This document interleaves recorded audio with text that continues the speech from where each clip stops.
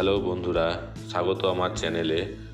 আজকে আমি যে চিত্রটি অঙ্কন করতে চলেছি সেটি মাধ্যমিক পরীক্ষার্থীদের অত্যন্ত গুরুত্বপূর্ণ একটি চিত্র, জীবনবিজ্ঞানের আদর্শ ক্রোমোজোমের গঠন। চিত্রটি অঙ্কন করার জন্য আমি একটি স্কেল ব্যবহার করছি।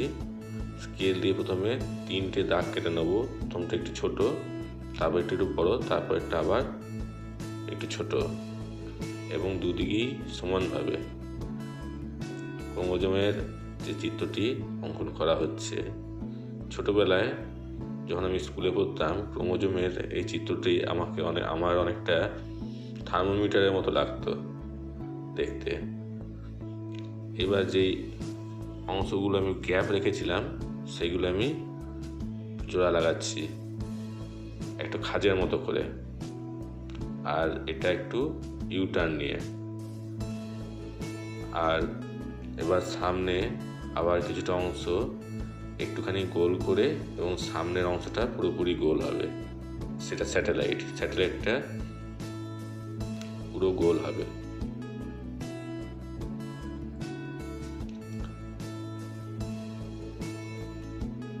এবং পিছন দিকটা আটকে দেওয়া হলো। আমি এই ছবিটি আঁকার জন্য একটি কালো মার্কার পেন ইউজ করেছি যাতে তোমাদের দেখতে সুবিধা হয়, কিন্তু পরীক্ষায় তোমরা পেন্সিল, এইচবি পেন্সিল কিংবা কালো জেল পেন ইউজ করতে পারো। এবার আমি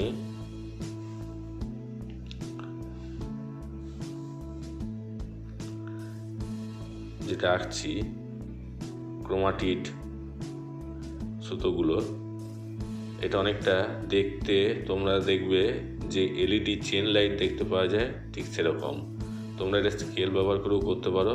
আমি এটা ডাইরেক্ট এঁকে নিচ্ছি, এবং উপর নিচে দুই দিকেই হবে।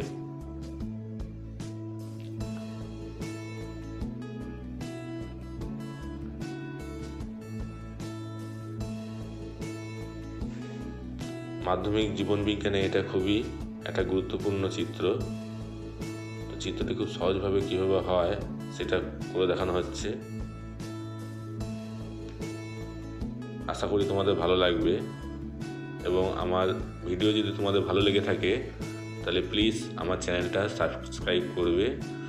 এবং আমি শুধু জীবনবিজ্ঞানের চিত্রই নয়, আমি আমার চ্যানেলে জল রঙের এবং অ্যাক্রিলিক কালারেরও অনেক চিত্র কিভাবে আঁকা হয় সেগুলো আমি দেখাই। এটা একটু কালচে হবে। এবার স্কেল দিয়ে যে পয়েন্টিংগুলো হবে, পয়েন্টিংগুলো আমি করে নেব। এবড়ো খেবড়োভাবে দাগ না টেনে স্কেল ইউজ করে সমানভাবেই দুদিকেই সমানভাবে দাগ কেটে নিয়ে পয়েন্টিং করলে দেখতে খুব ভালো লাগে, এবং পরীক্ষাতেও তোমরা সেভাবে করতে পারো,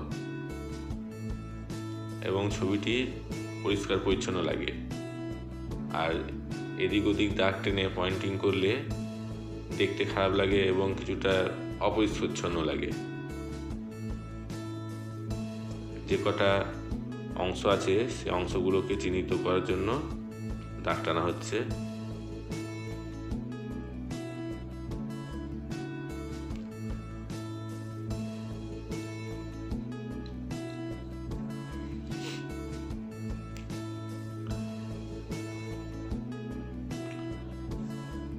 এবার আমি পয়েন্টিংটা করে নেব। উপরে দেখা যাচ্ছে আমি ক্রোমোমিয়ার,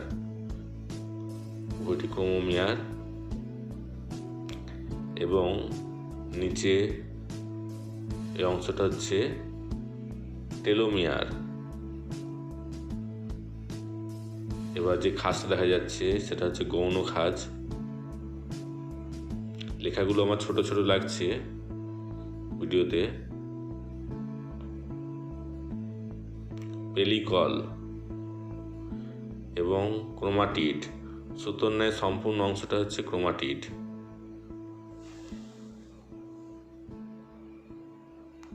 প্রাথমিক খাঁজ,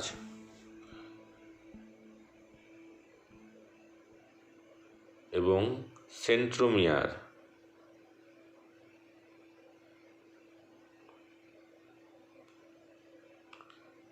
নিউক্লিওলার অর্গানাইজার। ক্যামেরাটা একটু কেঁপে গেছে। এটা হচ্ছে নিউক্লিওলার অর্গানাইজার। এবং মাথায় যে বাল্বের মতো অংশ দেখা যাচ্ছে সেটা হচ্ছে স্যাটেলাইট। এইভাবে চিত্রটি তোমরা অঙ্কন করবে।